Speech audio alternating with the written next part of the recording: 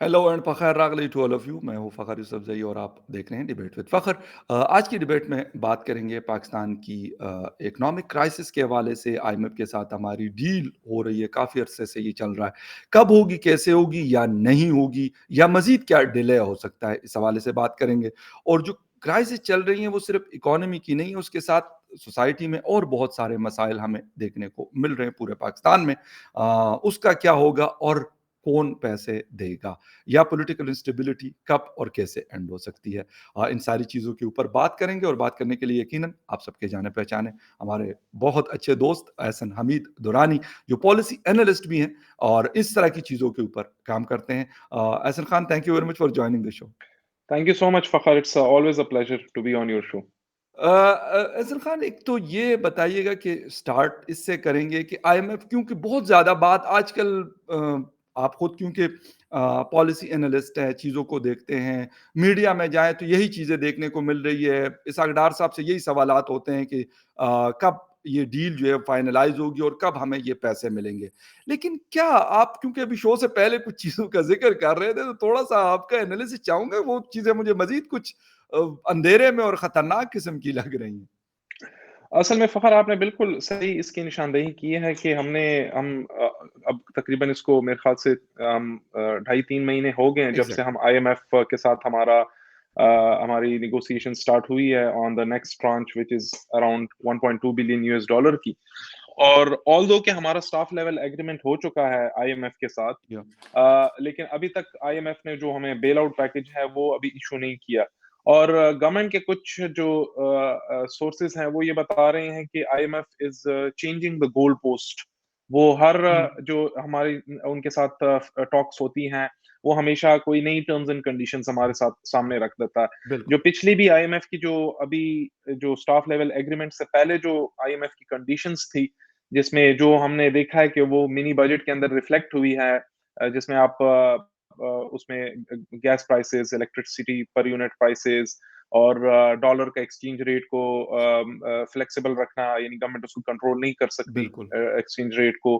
Federal excise duties वगैरह बढ़ा दी हैं, जीएसटी को 17% कर दिया है, एटसेट्रा एटसेट्रा। ये सेट ऑफ रिकमेंडेशंस थी आईएमएफ की, जो गवर्नमेंट ने एज इट इज मेजोरिटी उनकी उन गवर्नमेंट ने इम्प्लीमेंट कर दी, और उसका बोझ जो इस वक्त है वो पाकिस्तानी अवाम बर्दाश्त कर रही है। लेकिन इसके बावजूद भी आईएमएफ सैटिस्फाइड नहीं है कि जो हमारा जो फिस्कल डेफिसिट है, जो हमारा फाइनेंसिंग गैप है इस साल का, which is around 7 billion US dollar, वो हम मीट कर पाएंगे। आईएमएफ इससे सेटिस्फाई नहीं है। दूसरा, आईएमएफ इससे भी सेटिस्फाई नहीं है कि वो हम जो हमारी जो गारंटीज हैं फ्रॉम बायलैटरल लेंडर्स, जी। जिसमें यूएई, सऊदी अरेबिया, कतर भी है और चाइना भी है, वो हम सिक्योर कर पाएंगे। वो अब ये कह रहे हैं कि आप हमें रिटन गारंटीज दें अपने जो आपके बायलैटरल बिल्कुल। लेंडर्स हैं, कि वो आपको ये फाइनेंसिंग गैप जो है, क्योंकि गवर्नमेंट इस वक्त प्रिडिक्ट कर रही है हमारा फाइनेंसिंग गैप 5 बिलियन का है, लेकिन आईएमएफ कह रही नहीं, ये 7 बिलियन का है और ये भी आप पूरा नहीं कर पाएंगे। इसके साथ जो एक हुँ, तशवीशनाक बात है, जो एक रिपोर्ट मैं आपके नाजरीन के साथ शेयर करना चाहूंगा, कि हमें तो हम तो हमें तो बताया गया था कि फरवरी के मिड में हमारी जो बिल्कुल। ट्रांच है आईएमएफ की, वो हमें मिल जाएगी, जो 1.2 बिलियन डॉलर की है।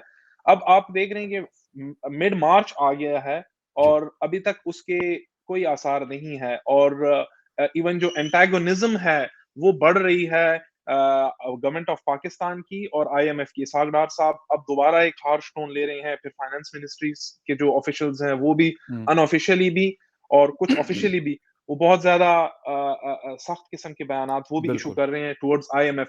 तो इससे आपको ये साबित हो रहा है कि अभी तक कोई ब्रेक थ्रू नहीं हुआ, although staff level agreement reach हो चुका है। जो रिपोर्ट मैं आपके साथ शेयर करना चाहता हूँ वो जी। इस हवाले से है कि आईएमएफ के जो इवन दो अगर किसी मुल्क के साथ स्टाफ लेवल एग्रीमेंट हो भी जाए, तो ये कंपेयर्ड, यानी अब जो ये फिस्कल ईयर 2022 है और 2021 जो ऑलमोस्ट उन्होंने एक सैंपल लिया है, कि डाटा है वो ये है कि मीडियन जो टाइम फ्रेम है, मीडियन वो 55 days even after the staff level agreement is reached, उसके बाद लगता है। हुँ, मैं आपको बताना चाहूंगा कि जो जाम्बिया है एक मुल्क, जी। उनको एग्रीमेंट के बाद भी उन्हें 271 डेज लगे हैं to get a bailout package. और ओके। सबसे इंटरेस्टिंग कि जो श्रीलंका है, जो कि डिफॉल्ट कर चुका है और IMF came to the rescue, और उनके प्राइम मिनिस्टर है, उन्होंने भी आईएमएफ की डेलीगेशन से मीटिंग की और उनके एक स्टाफ लेवल एग्रीमेंट हो गया। 200 दिन गुजर चुके हैं और अभी तक उन्हें आईएमएफ का जो बेल आउट पैकेज है वो नहीं मिला। तो हुँ, ये जो हम अगर ये डेवलपमेंट्स देखें तो मुझे जो लगता है कि मार्च तो क्या, अप्रैल तो क्या, मुझे ये मई या जून तक ये बात जाती हुई दिखाई दे रही है कि शायद हमें ओके, तब तक वो मिले, पैसे मिले। अब डिपेंड ये करता है कि गवर्नमेंट ऑफ पाकिस्तान इसको कितना अपने जो आईएमएफ के जो टर्म्स हैं, उनको किस हद तक एडहेयर कर सकता है हाँ, और उसको कंप्लाई कर सकता है। बिल्कुल, जितनी तेज़ी से करे तो वो उतनी तेज़ी से हमें वो ट्रांच मिल सकती है। लेकिन आईएमएफ इसमें अब ये तो मिफ्ता इस्माइल साहब ने भी कह दिया है कि वो हमसे नाक से बिल्कुल, लकीरें लगवा रहा है और खिंचवा रहे हैं, हमें बिल्कुल, खिंचवा रहा है और हमसे बिल्कुल, नाक रगड़वा रहा है ज़मीन पे। तो अब बिल्कुल, इसमें कोई शक नहीं रहा कि वो हमसे 100% कंप्लायंस चाह रहा है। क्योंकि हुआ ये है कि माज़ी की हुकूमतों ने भी, और इंक्लूडिंग इमरान खान की हुकूमत ने, जी, जो बिल्कुल, आईएमएफ से किए गए वादे हैं उनसे वो कंप्लाई नहीं किए, वो पूरे नहीं यस, किए वादे। तो अब जो ट्रस्ट डेफिसिट है, और ये इसहाक डार साहब ने खुद कहा है कि आईएमएफ और गवर्नमेंट ऑफ पाकिस्तान का, या even Pakistan as a country, क्योंकि आईएमएफ तो किसी हुकूमत के साथ डील नहीं करती, वो पीडीएम या बिल्कुल, पीटीआई या पीपल एग्ज़ैक्टली, पार्टी से नहीं कर रही, वो पाकिस्तान के स्टेट के साथ वो डील कर रही है। बिल्कुल। तो वो जो उसका स्टेट के साथ जो ट्रस्ट है, वो उसका डेफिसिट आ गया है। अच्छा तो जी, अच्छा ऐसा था ना एक चीज़ और है और वो ये है कि अगर ये चीज़ नहीं होती अभी 2 दिन पहले आर्मी चीफ से एक पूरा डेलीगेशन मिला जो बिज़नेस कम्युनिटी के लोग हैं, आरिफ हबीब साहब भी हैं, बहुत बड़े इंडस्ट्रियलिस्ट हैं पाकिस्तान के।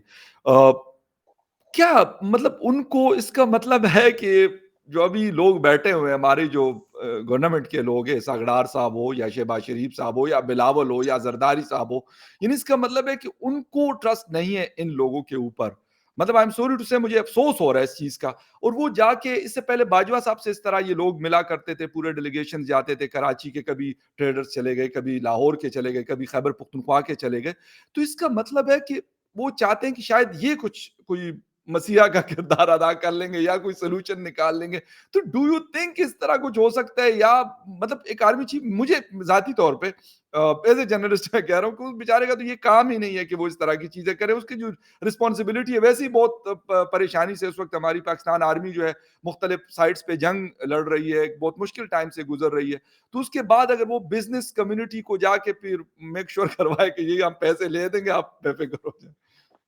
ये हमने देखा था कि जो इमरान खान की गवर्नमेंट में भी जो जी, बिल्कुल। बिज़नेस डेलीगेशन है वो मिलने गया था, और शिकायतें भी बाकायदा तौर पे लेके गए थे वो बाजवा साहब के पास, बिल्कुल, और फिर बाजवा साहब ने गारंटीज़ दी कि मैं इन मामलात को देखूँगा आपके लिए। अब ये देखिए, मसला दो तरफ़ा है।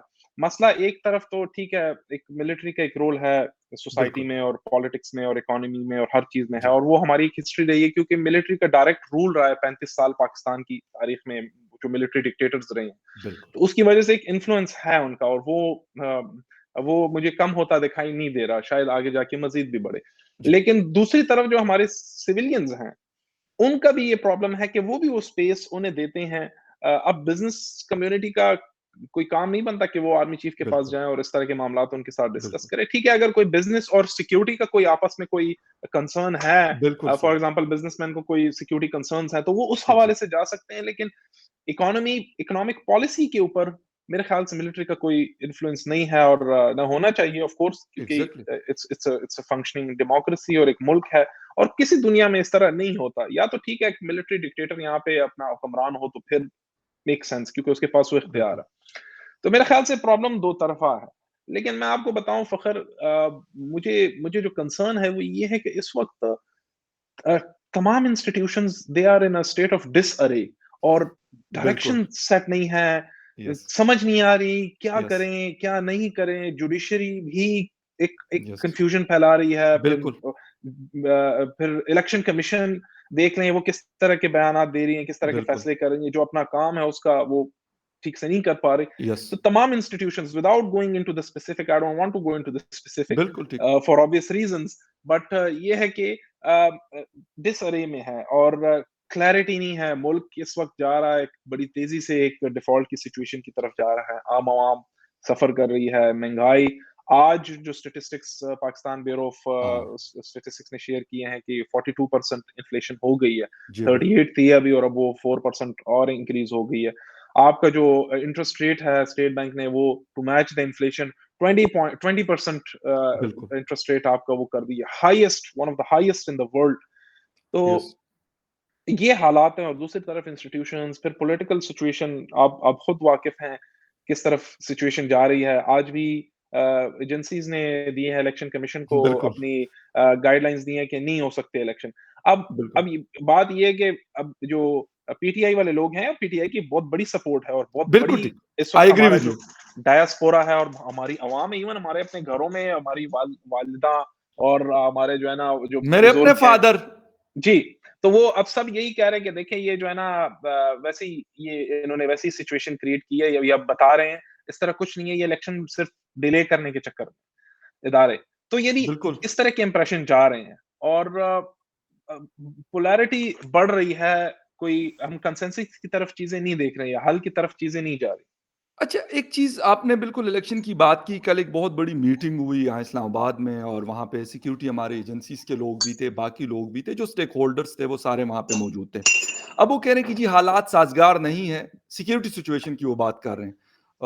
ऐसा आपको याद होगा 2008 में जो हालात थे हुँ, हमारे मुल्क के इलेक्शंस हुए, जनरल जी। इलेक्शंस हुए, फिर बेनज़ीर भुट्टो शहीद। 2013 में एग्ज़ैक्टली जी, 2008 के बाद 2013 में इलेक्शन हुए।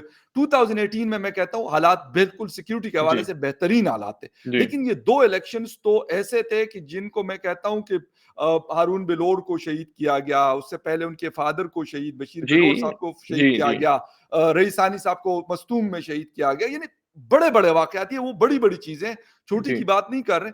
तो उसके बावजूद जनरल इलेक्शंस हुए। अब मुझे नहीं समझ आ रही कि हुकूमत हो, मैं इमरान खान साहब का बिल्कुल भी फैन नहीं हूँ, ना सपोर्टर हूँ। लेकिन मैं इस चीज़ को भी गलत कहता हूँ कि यार एक चीज़ होनी है कॉन्स्टिट्यूशनली तो फिर करवाएँ या फिर जी, उसके लिए कोई कानून बनाएँ। तो इस जी। तरह की चीज़ें क्यों हैं? पीडीएम को भी कोई क्लैरिटी नज़र नहीं आ रही। एक अजीब किस्म की मैं कहता हूँ एक तुरफ़ा तमाशा बना हुआ है और पूरी दुनिया में यकीन करें मज़ाक बन रहा है पाकिस्तान का। पीडीएम तो ऑब्वियसली नहीं चाहेगी कि इस वक़्त इलेक्शन हो। एक तो ये कि जो थोड़े बहुत केसेज़ रह गए हैं उनके लोगों के ऊपर, वो सारे केसेज़ वो राइट ऑफ करवा लें क्योंकि मोस्ट ऑफ द केसेज़ तो यस, राइट ऑफ हो गए हैं। बिल्कुल। और फिर ये है कि इस वक़्त अ, अम, ऑब्वियसली इमरान खान एक पॉपुलैरिटी के घोड़े पे सवार है उनकी और उनका नैरेटिव इस वक़्त बिक रहा है क्योंकि एक तो इन्फ्लेशन बहुत हाई हाँ, है और हुकूमत के पास कोई आउटकम नहीं है। For example IMF yes. Deal अभी नहीं हुई या तो अभी तो हम एक इन अ स्टेट ऑफ डिलीरियम है। अभी कोई या कंक्लूजन नहीं हुआ इकोनॉमी का, कोई एक तरफ नहीं बैठी। तो ये अगर बिल्कुल। आईएमएफ डील वग़ैरह हो तो उसके बाद शायद फिर ये इस पोज़ीशन में हो, लेकिन अभी इन स्टेट ऑफ कन्फ्यूजन है गवर्नमेंट भी। तो ये नहीं चाहेगी कि इलेक्शन इस वक़्त हो और इमरान खान उसका फ़ायदा उठाए। दूसरा ये कि इनकी ये भी कोशिश है कि किसी तरीके से इलेक्शन से पहले इमरान खान को डिस्क्वालीफाई किया जाए ओके। और इमरान खान को माइनस करके फिर पीटीआई का जो भी नई शक्ल निकलती है। अब तो चौधरी परवेज़ इलाही भी प्रेज़िडेंट बन गए हैं पीटीआई के। बिल्कुल। जो कि मुझे लगता है कि इमरान खान साहब ने ये फैसला इसी वजह से लिया कि वो अभी भी चाह रहे हैं कि एस्टेब्लिशमेंट के साथ कोई डील हो और परवेज़ इलाही साहब आपको पता है उनका एक ट्रैक रिकॉर्ड भी है और वो इनकी तो बहुत बड़ी करीब अच्छी हैं। रिश्तेदारी है। जी, रिश्तेदारी है।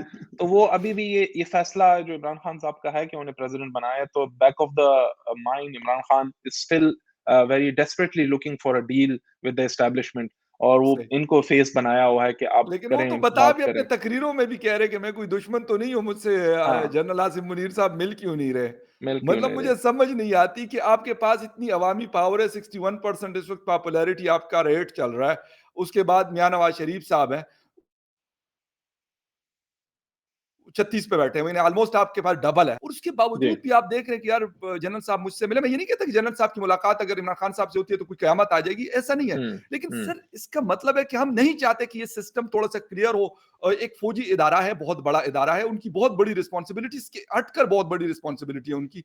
क्यों हम उनको घसीट रहे हैं और बजाए इसके कि हम कहें कि सर आप अपना अगर काम करेंगे, पाकिस्तान के लिए भी फ़ायदा है, इस इदारे के लिए भी फ़ायदा है और पूरी अवाम का इसमें फ़ायदा है। एग्ज़ैक्टली बस यही हमारा पॉलिटिशियंस का भी मसला है कि वो फिर उन्हें जब चाहिए होती है पावर तो फिर यस, वो उनकी नज़रें पिंडी की तरफ होती है। बिल्कुल। और ये इमरान खान साहब का भी मसला है और मेरे ख़्याल से मैं ये कहना चाहूँगा कि एंटी एस्टेब्लिशमेंट पॉलिटिक्स देखें ये हमारा एक पॉलिटिकल जो अब वो है लैंडस्केप है, उसका हाँ, एक हिस्सा है। फॉर या एग्ज़ाम्पल मज़हब के नाम पे सियासत होती है और मसलक के ने नाम पे होती है। तो अब ये जो एस्टेब्लिशमेंट के नाम पे जो सियासत है, ये भी हमारा एक परमानेंट फीचर बन गया है हमारे हमारे मुल्क का। तो जी, जो एंटी एस्टेब्लिशमेंट पॉलिटिक्स थी, मैं आपको ये बताना चाहूँगा कि वो नवाज़ शरीफ साहब ने बेहतर की है इमरान खान साहब से। इमरान खान बिल्कुल। साहब एंटी यस, एस्टेब्लिशमेंट पॉलिटिक्स ठीक नहीं कर पा रहे। यू आर वो राइट, यू आर हाँ, राइट। वो अभी भी वो जो नवाज़ शरीफ साहब जिस तरह की बातें करते थे और जिस तरह का वो बयानिया उन्होंने पेश किया वोट को इज़्ज़त दो वाला, मेरे ख़्याल से उसमें दम था। लेकिन चूँकि उनका जो पॉलिटिकल बैगेज है, वो बहुत ज़्यादा है, प्लस वो जो यस, करिश्मा है, जो इमरान खान साहब के पास है और एक यूथ की फॉलोइंग है, हाँ, बिल्कुल, और सोशल मीडिया पे भी है और फिर आपका बहुत डायस्पोरा बड़ा। जो है, वो भी बहुत ज़्यादा। तो नवाज़ शरीफ साहब के पास वो चीज़ें नहीं थी, लेकिन मैं ये कहना लाज़मी चाहूँगा कि नवाज़ शरीफ साहब ने एंटी एस्टेब्लिशमेंट पॉलिटिक्स ज़्यादा अच्छी की है, इमरान खान बिल्कुल साहब से। सही, बिल्कुल जी। सही। अच्छा ऐसे में एक चीज़ ये है कि एक तरफ आईएमएफ है, दूसरी तरफ हमारी इंटरनल भी बहुत सारी क्राइसिस हैं। लेकिन आपने अभी एक रिपोर्ट का ज़िक्र किया, मैं कल एक एएफपी की एक स्टोरी पढ़ रहा था, अफ़गानिस्तान के हवाले से। उन्होंने कहा कि तकरीबन 1.2 से 1.5 बिलियन यूएस डॉलर्स अफ़गानिस्तान ने जब से तालिबान आए हैं तो कलेक्शन की है। और मतलब दुनिया हैरान है कि यार उनकी इकोनॉमी बेहतर परफॉर्म कर रही है, हालाँकि किसी दुनिया के एक मुल्क इवन पाकिस्तान और ईरान के साथ बॉर्डर शेयर करते हैं, उन्होंने भी अभी तक एक्सेप्ट नहीं किया, रिकॉग्निशन नहीं दी। इसके हुँ, बावजूद वहाँ पे शायद हमारे मुकाबले में इन्फ्लेशन भी नहीं है और क्राइसिस भी ऐसे नहीं है जो हम फेस कर रहे हैं। जी। ये हमारे जो ऑक्सफोर्ड यूनिवर्सिटी, हार्वर्ड यूनिवर्सिटी, बड़ी-बड़ी यूनिवर्सिटी के ये लोग बैठे हुए हैं, कोई चार्टर्ड अकाउंटेंट है, कोई क्या है, उसके मुकाबले में मुझे मतलब I am not a big fan of the Afghan Taliban या कोई और, लेकिन जब मैं उनकी पॉलिसी देखता हूँ और ब्लूमबर्ग और वर्ल्ड बैंक कह रहा है कि यार वो ज़्यादा बेहतर परफ़ॉर्म कर रहे हैं, तो ये क्या मसला क्या हमारे साथ? इसको मैं थोड़ा-सा डाइसेक्ट करना चाहूँगा ये जो रिपोर्ट है कि जी, जी। ओ ओ अराउंड 1.5 बिलियन जी, कलेक्शन उन्होंने की है टैक्सेस में। एक तो ये कि अफ़गानिस्तान को इस वक़्त 3 महीने बाद $40 मिलियन यूएस डॉलर का कैश फ्लो आ रहा है फ्रॉम ठीक है। यूनाइटेड नेशंस राइट, और वो उसकी वजह से उनका जो वो है कैश फ्लो है और जो रिज़र्व्स हैं, वो सोर अप हो रहे हैं। ठीक। दूसरा ये कि अफ़गानिस्तान 40 मिलियन लोगों का एक मुल्क है बिल्कुल, और यहाँ हमारा 230 मिलियन हमारी हमारी एग्ज़ैक्टली। हमारे मुल्क की आबादी है। और अफ़गानिस्तान ने अगर देखें अगर उनकी टैक्स कलेक्शन वो हुई है, मुझे अब एग्ज़ैक्ट फिगर्स चूँकि मैंने खुद रिपोर्ट ये पढ़ी नहीं है, लेकिन ठीक ये है। कि I will go with the figures that you have coated. तो लेकिन अभी अभी भी आप उधर देखें तो गुर्बत उधर बहुत ज़्यादा है। जो बिल्कुल, रूरल अफ़गानिस्तान है यानी काबुल से बाहर आप जाएँ यस, नंगरहार वगैरह साइड पे या फिर आप ज़रा थोड़ा-सा साउथ में जाएँ जी, सॉरी नॉर्थ में जाएँ तो बदख्शां वगैरह, तो आपको वहाँ पे आपको रियल गुर्बत वहाँ पे दिखाई देती है। राइट, और people are still living a very primitive और ट्राइबल लाइफ। ठीक। कोई इंफ्रास्ट्रक्चर, कोई वो रोड्स और कोई इलेक्ट्रिसिटी हुँ, सप्लाई या टेलीकॉम फैसिलिटीज़ वो चीज़ें नहीं है। तो मेरे ख्याल से अफ़गानिस्तान का कंपैरिज़न पाकिस्तान से की इकोनॉमी से करना बहुत मुश्किल है। अफ़गानिस्तान ने ठीक है अगर कलेक्शन की है, लेकिन अफ़गानिस्तान की जो इकोनॉमी का जो पोटेंशियल है, वो बहुत छोटा है पाकिस्तान की इकोनॉमी के पोटेंशियल के बिल्कुल सही। मुताबिक। हमारा ये है कि हमारा पोटेंशियल इस वक़्त आप यही ब्लूमबर्ग की एक रिपोर्ट थी कि पाकिस्तान जो है ना one of the I guess one of the top 10 economies हो सकता है बाय 2035 अगर वो ये रिकमेंडेशंस वो फॉलो करें क्योंकि वो हमारा जो करते नहीं है पोटेंशियल ना। है एग्ज़ैक्टली क्योंकि हमारा जो पोटेंशियल है वो बहुत ज़्यादा है। ठीक, यू हैव हमारे पास एक एजुकेटेड, स्किल्ड यूथ वर्कफोर्स है बिल्कुल, और बिल्कुल। हमारे जो हम प्रॉपर हम एक फंक्शनिंग कंट्री है अफ़गानिस्तान तो अभी आपको पता है it's under exactly, regime that is not even recognised और they have a long way to go as उनकी जो नेशन बिल्डिंग का प्रोसेस है वो अभी बिल्कुल, बहुत आगे है। हम उन चीज़ों में काफ़ी आगे आ चुके हैं पिछले 70 सालों में, लेकिन मसला ये है कि जो हमारे इंस्टीट्यूशंस हैं, दे आर फेलिंग और उनको बिल्कुल। जो है ना जब तक हम फ्रॉम ग्राउंड अप उनका हम स्ट्रक्चरल रिफॉर्म्स नहीं करेंगे ये लफ्ज़ मैं इसके ऊपर थोड़ा-सा मैं ज़रा वो स्ट्रेस करना चाहूँगा कि स्ट्रक्चरल रिफॉर्म्स की हमें ज़रूरत है। इस वक़्त जो हम हो रहा है वो हम जस्ट एक एड हॉक बेसिस पे हम उसको सुर्खी पाउडर लगा रहे हैं, बिल्कुल, उसको हम बिल्कुल। ठीक कर यस, रहे हैं, लेकिन वो नहीं है। They have to be build from the ground up.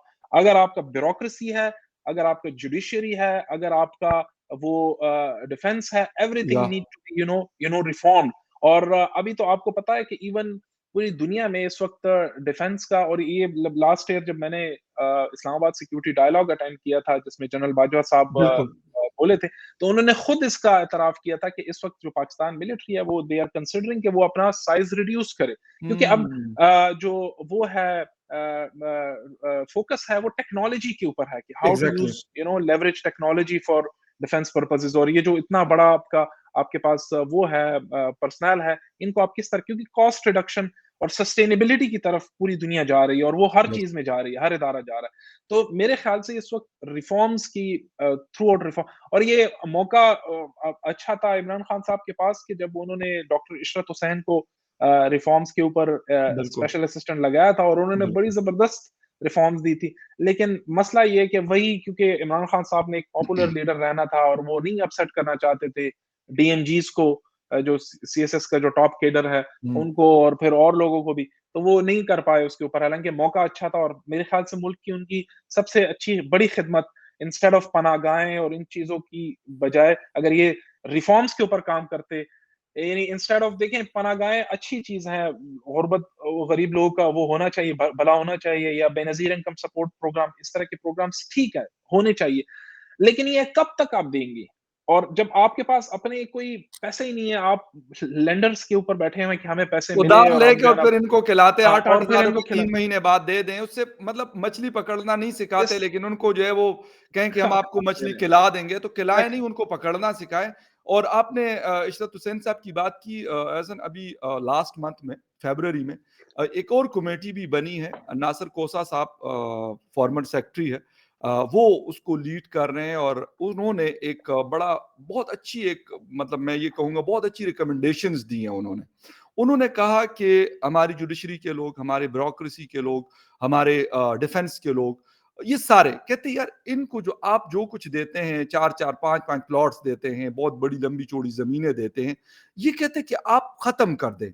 सरकार की हुँ, गाड़ियाँ इस्तेमाल करना ख़त्म कर दें, सरकार का फ्यूल देना ख़त्म कर दें। यानी ये सारी चीज़ें, तो मैंने खैर वो रिपोर्ट उठा के अपने ट्विटर पे लगा दी। मैंने कहा खोसा साहब बात तो आपकी बहुत अच्छी है, लेकिन ये करेगा कौन?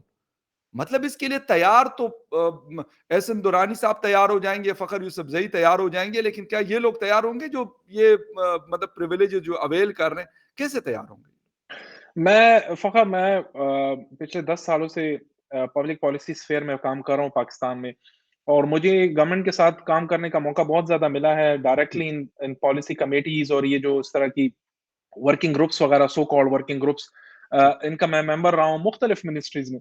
मैंने ये देखा है कि आप जितना भी उनको रिकमेंडेशंस दे दें, जितनी भी पॉलिसीज़ बनाकर दे दें, एट द एंड वही मिनिस्टर और वही ब्यूरोक्रेट आपस में ही फैसला करता है कि करना हमने एग्ज़ैक्टली क्या है। ये एक्सपर्ट्स, ये कमिटीज़, ये जेआईटीज़, ये इस मुल्क में इतने कमिशन्स बने हुए हैं, इतनी कमेटियाज़ हैं, मैं आपको पॉलिसीज़ की इतनी भरमार दिखा दूँ, जितनी मेरे ख़्याल से इतनी बेहतरीन पॉलिसीज़ यूरोप की नहीं होंगी, जितनी हमारी होती हैं ऑन पेपर, लेकिन उसकी इम्प्लीमेंटेशन कोई नहीं करता। ये ब्यूरोक्रेट अपना इंटरेस्ट देखता है, ये पॉलिटिशियन अपना इंटरेस्ट देखता है। और ये आपकी बात कि जहाँ पे ये जितने भी सरकारी अफ़सरान हैं, अगर वो जुडिशरी, मिलिट्री और ब्यूरोक्रेसी या फिर गवर्नमेंट सर्विस में जितने भी हैं, बिल्कुल, देखें इस मुल्क में जब तक एक नौजवान के लिए सरकारी नौकरी फ़ैसिनेट करेगी ना, तो वो तब तक ये मुल्क ठीक नहीं हो सकता।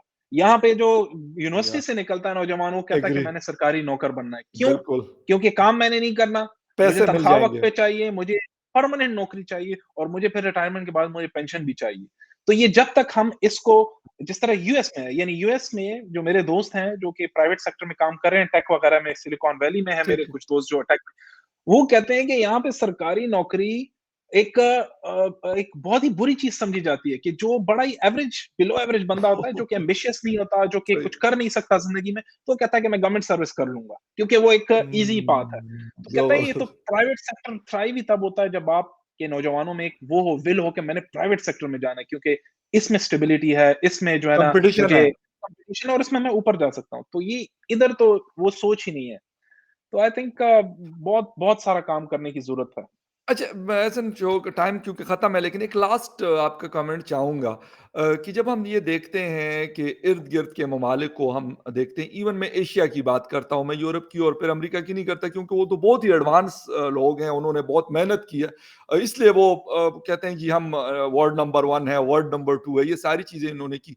लेकिन हमने यहाँ पे एंटरप्रेन्योरशिप की अगर हम बात करते हैं, हमारे पड़ोस में हिंदुस्तान ने शायद इसके ऊपर बेहतर मैं कहता हूँ काम किया है। लोग कहते हैं जी हम हिंदुस्तान की वो फिर करना शुरू कर देते हैं, लेकिन हमें आखिर किसी के साथ तो अपना वो करना है ना कि यार एक दिन अगर एक ही दिन दोनों कंट्रीज बने हैं, तो आखिर वो भी यहाँ पे हमारी जैसे लोग रहते हैं ना, हमारी जैसी तकरीबन जुबान बोलते हैं, हमारी जैसी शक्लें हैं, हमारे जैसे लोग हैं, माइंडसेट भी। लेकिन उन्होंने क्या किया कि उन्होंने ये कंपनीज, अब उनकी टाटा जो है वो एयर इंडिया को खरीद के जी 500 मतलब वो प्लेन्स ले रही है, जहाज खरीद रही है हुँ, अमेरिका और फ्रांस से। सर 120 अरब डॉलर की एक डील है सिर्फ उनकी। अब ये हुँ। प्राइवेट सेक्टर कर रहा है।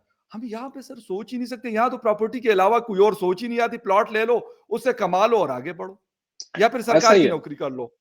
ऐसा ही है, जितनी इंडस्ट्रीज़ थी टेक्सटाइल में, वो उन्होंने अपनी वो भेज दी और वो ज़मीनें चूँकि बड़ी लुक्रेटिव ज़मीनें थी, वो आगे उसके ऊपर जनाब हाउसिंग सोसाइटीज़ डेवलप हो रही है, उन यस, ज़मीनों के ऊपर जो बड़ी-बड़ी इंडस्ट्रीज़ थी।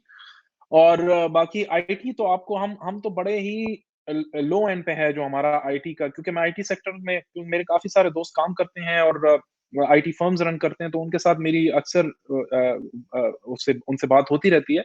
तो हम तो बहुत ही लो एंड पे हैं, वो सर्विसेज़ जो आईटी की सर्विस सेक्टर है, क्योंकि यहाँ पे कोई इनोवेशन तो नहीं हो रही, हम तो जस्ट एक सर्विस दे रहे हैं। फ्रीलांसर्स जो हमारे हैं बेचारे हुँ, अपनी मेहनत करके 10-10 घंटे, 12-12 घंटे दिन के लगा के वो रेवेन्यू ला रहे हैं, तो वो भी हमारा टोटल जो इस साल का जो पिछले साल का जो 2022 का टारगेट था, 3 बिलियन का टारगेट था, वो भी पूरा मीट नहीं हुआ। यस। और on the other hand India 170 billion US dollar की उनकी आईटी एक्सपोर्ट्स हैं, सॉफ्टवेयर्स हैं, फिर इनोवेशन है। इंडिया की सिर्फ एक कंपनी है इन्फोसिस, जो कि इंडिया में शुरू हुई थी जी, बेंगलुरु में। वो जनाब इसकी वैल्यूएशन इस वक़्त 100 बिलियन यूएस डॉलर है, जो कि सिलिकॉन वैली की भी काफ़ी बड़ी-बड़ी कंपनी से वो उसकी वैल्यूएशन उसकी ज़्यादा है। जी, इतने उसने वो किए हुए हैं, इंडिया को इतना बड़ा वो रेवेन्यू लाके दे रहा है। तो हमारा तो कोई कंपैरिज़न अब हो ही नहीं सकता इंडिया के साथ आईटी में या फ्रीलांस सेक्टर में या इवन ये सब कुछ छोड़ें, आप इस वक़्त Fakhar you are a journalist but you are also content creator, क्योंकि या यूट्यूब बिल्कुल, पे आप काम करते हैं, तो एग्ज़ैक्टली, इंडिया की सिर्फ जो कंटेंट क्रिएशन की जो इंडस्ट्री है उसकी valuation 32 billion US dollar annual है।